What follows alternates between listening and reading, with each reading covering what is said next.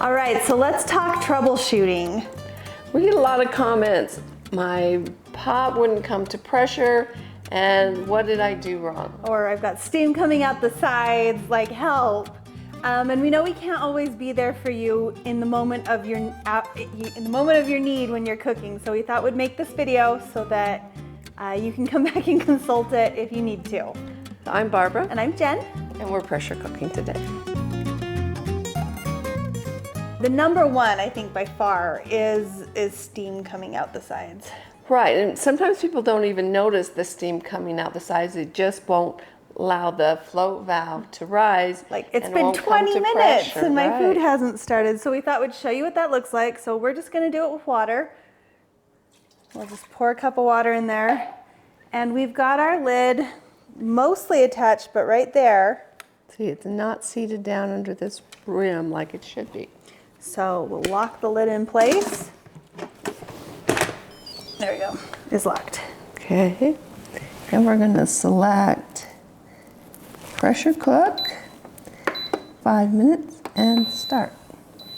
So one thing to check, most models of pressure cooker these days have this valve that can go from venting to sealing, and it automatically shifts to the sealed position when you lock the lid in place. That's one of the newer features to pressure cookers, and it is one of my favorite because I would be notorious for forgetting to seal it. Right, so it used to be that you would use a little knob and you turn it from sealing to venting, and of course you'd leave it in the venting position because vent was the last thing you'd use. But then you'd have to remember to put it into sealing. But the newer models automatically, as you turn the lid, switch it to sealing, which is a great It's a hugely helpful feature. So this one is the Instant Pot Pro. Yes. And so it automatically does that for us. So we're gonna wait while this tries to come to pressure. You'll see it'll stay in this like preheating mode. And we're not sure. Sometimes the steam is just little wisps of stuff that won't show up on camera. Sometimes it kind of looks like a witch's cauldron, like bubbling out of one side. Usually that happens if you've set your food on to pressure cook and then you go away for 20 minutes and you come back and you're like, it's not done yet. And that's usually when you get the... Right, so the only steam you should see is the steam coming from the float valve that pushes it up. Now sometimes you have to, you forgot to add an ingredient, you forgot the salt or something, so you want to open it back up. But if that float valve is up, it won't let you open it up. And sometimes when it's steaming in there, the float valve will be up even though it's not sealed and the cooking has not started yet. Yeah, so like if it was like almost at pressure but not quite, and you open the lid and you add your salt or whatever you forget. I always forget salt in our cilantro lime rice. Oh. It doesn't taste so good without it. When you put it back on, you might have to manually push that float valve down because there's so much steam coming up. Right, you'll have to use a wooden spoon to push that down just to get the lid closed. Yeah. We're not talking when it's at pressure. No. Because you don't want to mess with the float valve then. Normally you would never touch the float valve with anything. Right, so if you have it on venting and you put the lid on and it won't let you close the valve because the steam has pushed the float valve up, you just want to use a wooden spoon to push that back down so you can close your lid again. Sometimes I found even if I just do a good like push down on this while it's in venting, it'll let me lock it. Yeah. So some things to try. So we paused because we can see the steam coming out of the float valve. Right now I don't see any steam coming around the side. We'll see how it works. Way to go, Pro. It's sealed up even though we didn't put it in all the way. So we'll see if it actually comes to pressure.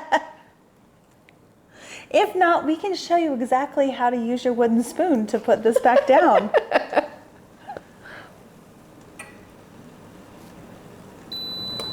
Yeah, so even though we tried to demo that, it was a fail. Okay, so let's see, we'll vent.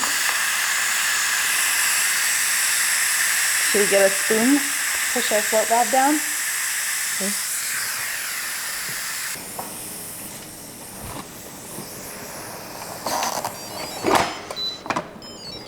All right, so everything in there is boiling pretty fast.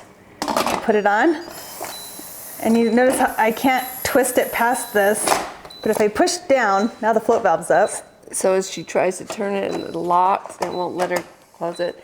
So we'll just push that and she can lock it into place and then she can go ahead and restart it. Yes, but that's something you only want to do if you forgot to add an ingredient and it hasn't started cooking for very long, like it's still in the preheating session. I wouldn't recommend doing that after it's been cooking for like 5 minutes. No, you never want to do it. Just to help you get that lid back on. If you can't get that lid back on, you know it's vented and you know there's no pressure inside and you just need help getting that lid back on. Yep. So now I'll vent it again to get it open. Okay, last time when we tried it, the gasket pushed itself into place. So we're going to do it without the silicone, just so you can see what it looks like when the steam comes up around the sides.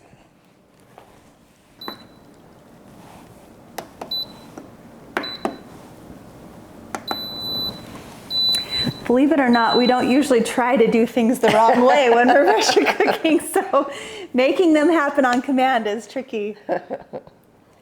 So while that's coming to pressure, let's talk about a few of the other things. If you have the pressure cooker full of cold ingredients, it can take a long time to come to pressure. And it feels like 10 minutes feels like a long time to come to pressure, but when you're doing like 8 cups of chicken broth and 4 frozen chicken breasts, it could be up to 30 minutes. Like it can take a long time for cold stuff to warm up. I think it's like 247. I don't know. It needs to get hot enough to come to pressure. So another issue that happens frequently is some of the models have a detachable cord. I really like the detachable cord models because once everything is cleaned and dried and cooled, I will take my cord off and I will actually store it inside the Instant Pot so it doesn't get bent from being shoved in a cupboard with everything else. However, there can be times when pesky kids are running around the kitchen and they bump your cord just enough that it comes loose at the housing level or at the plug level. For me, it's usually the housing level. And it's just enough to like turn your pressure cooker off. But you don't notice because it's not your first thing. You look here to see if your float valve is coming up and then you wonder why it hasn't. And you just have to look and see, oh, it's not even turned on. And why isn't it turned on? One of the things could be the cord. The other thing could be a breaker. So check those things out if you're having that problem. Yeah. And then what do you do with your recipe when that's happened? You have to make your best guess. I really like concrete answers in my own life, but like you have to make your best guess. So sometimes you can take the lid off. Like if I say kids, it could be cats, it could be you. If somebody bumped your cord like a ways into the cook time, like you had been downstairs, you knew, oh, there's only like 3 minutes left on the cook time. So you know that's mostly gotten its pressure cooking. And just use your best guess to say, well, let's just finish it with the sauté feature instead of trying to add more liquid and get it to pressure again. If you think it happened really early in the cook time, you can just reset it and just proceed with pressure cooking just like you would have normally with the normal recipe and just set it for the full time and cook it. If it's somewhere in between, I like to use my instant read thermometer and check my meat and say, okay, well, my chicken's at like 130. It only needs to get to 165. So probably like 3-ish minutes, maybe. It's just a guess. And I'm sorry that it's not more concrete. So right now, we're finally at the point where steam is escaping from the sides. I don't think it's visible on the camera. I can see it. There's some condensation right there. And a little bit of steam coming up. It changes colors, and then just under the lid fin here, there's a little bit of condensation that's coming there. Anytime you see condensation around the lid that's not right up here, that's a clue that that's where the gap is coming from. Do you see it in the front anywhere? Yeah, oh, they've got some way up here in front. They've got lots of drips. Oh, that's hot. Yeah. Steam's hot, guys. So you know you forgot your gasket or you don't have it in place properly. If you see that condensation around the lid, and of course our float valve is not rising because the steam is coming out around the sides. So, and then when you open it up, you can definitely see, oh, there's a ton of water all around here. And so the water is cooking down. Eventually It will cook dry. And then give you the burn notice if you weren't right nearby to pay attention to it. Yeah, so newer models of the Instant Pot actually say burn on the display. And if you get that burn notice, then you're going to have to add more liquid. Yep. You might even have to take out all your ingredients. It depends on what you're cooking. Yeah. But you want to make sure there's not like a layer of burnt on the bottom. Yes, because the flavor will never recover once it's gone that burnt black. There's nothing you can do to save the dish. Maybe scoop out everything on top that's not burnt black, put it in a different dish, and then scrub that dish until there's no more blackened bits of food on the bottom.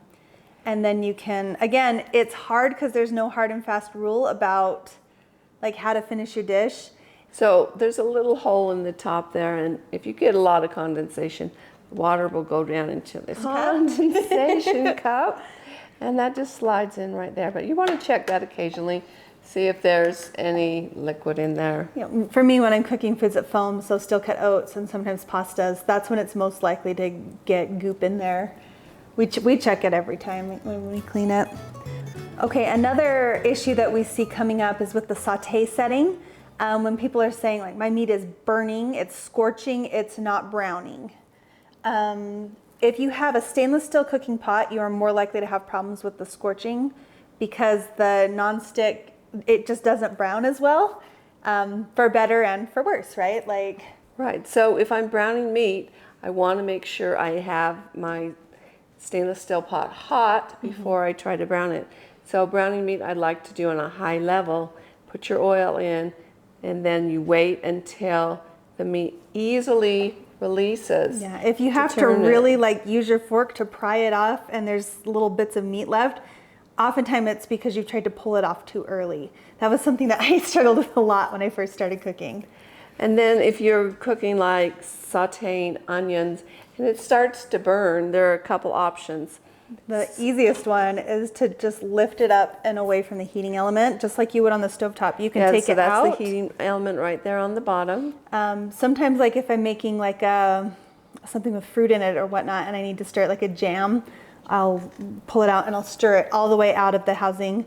Other times if it's just cooking a little bit too fast and I know I'm about to add my chicken broth, I'll just pull it up and then stir this way. I really like the Pro's handles.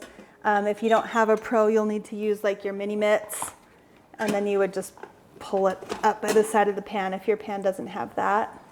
And all of the models have an adjustment feature on the saute, so you have lots of different levels on the Pro. It's a little more fancy, but most of them have low, medium, and high. Yeah. So low would be for more of a simmer if you were thickening a sauce. Yeah, usually we use the low after we've pressure cooked and are finishing our dish. And medium, it would be for sauteing your onions, and garlic, the highest peppers would be for doing your meats. Yeah, and I'll be honest, I rarely change mine. I usually leave if I'm cooking in the Pro, I usually leave it on a level 4. Level 5 is the highest. I think they don't go up to 6, do they? I usually leave it on a 4, and I just cook with on a 4. I know my mom is much better about changing it up for whether you're making meats or garlic and onions or whatever. Yeah, but just as long as you know that's adjustable. And also another thing to stop the burning, have your liquid that you're going to use in your recipe on hand so that you can easily add that to your mise en place. Exactly. Is that how you say it? I don't know. That's how I've always read it in my head. Mise en place or something like that. Fancy. Pretend I said it fancy like the French. I don't know. Either way, just We're not basically French. have everything measured out beforehand, especially in recipes that look like they're going to come together quickly. When I was first starting to cook, I would never read the recipe. I would just start at step 1 and I would complete step 1 and then I would look to step 2 and it would be like, oh, we need to have our garlic ready. And I'll run to the pantry and grab my garlic, and then that's when you have things scorched. Having everything ready, chopped, prepared, ready to go for the recipe before you start cooking, it makes a big difference. A big difference. If you follow the recipe and the cut of meat you got is maybe a little tougher than the one we used to create the recipe. Or like your chicken breasts that you get from the store are like massive instead of like the ones we use that we get from our store. Right, that is not a problem. You can always just lock that lid back in place and cook it a little longer for something meats that's got a lot of liquid in there. For things like pastas, if they're not all the way done through, I would just hit saute and I would just stir until they go from like that tender, what's it called? Al dente? Al dente to mushy really quick. And so with pastas, I don't want to do another pressure cook setting. I'll just finish it on the stove. And the same way. Or on the stove, on the saute. Same way with the rice or whatever. If you have a rice that's not as tender as you like, you can add a little more water in there and just finish it with a saute till it's just the way you like it. Certain things like rice, chickens, like depending on your altitude that you're cooking at, if you're cooking at higher altitudes, you'll need a longer cook time. And we have a video on that and we have a post on that. We'll post those links in the description. But just keep that in mind. Like if your food is consistently not cooked through the way you like it, then, you know, say, okay, well, I know I need to add a minute or two for my particular model of pressure cooker at my particular altitude. So the last thing that we wanted to talk about is the silicone gasket. Yes.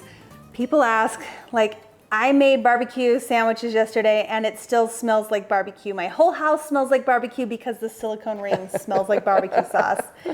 And there really isn't a good solution to that. Jen's solution is to... I'll put them in individual plastic bags and seal them up so that my pantry doesn't smell like barbecue sauce for days. And my solution is to turn my lid upside down and I just store it with my gasket upside down so it airs out. Yep. And usually within a few days, depending on what you've cooked. Barbara doesn't mind her pantry smelling like barbecue sauce for the next day or two.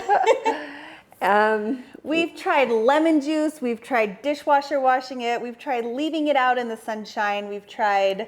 Yeah, and leaving it out in the sunshine probably works good, but I just don't have the patience to go and hang my ring out in the sunshine. So for me, just leaving it upside down and letting it air out works great. My best solution is to have separate rings. If I'm making like a cheesecake or something, I do not want to risk having the top like 1/4 of an inch taste like barbecue sauce because it will absorb some of the flavors off the sealing ring if you're making really delicate foods. Right. Like cheesecake and oatmeal are the only two I can think of I've ever had it happen on.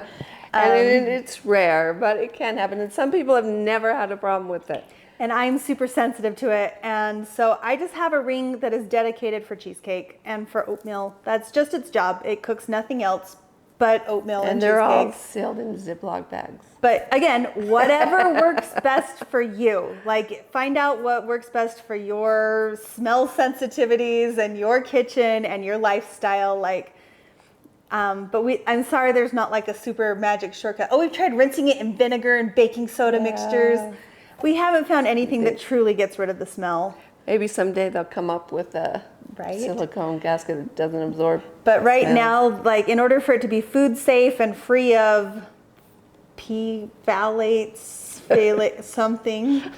These are words I read but don't often say out loud. This is the best we got. So this is our troubleshooting guide. Hopefully we helped you and you don't have to have more questions, but if you do have questions, leave them in the comments below, and we wish you best of luck with your pressure cooking. Thanks for watching.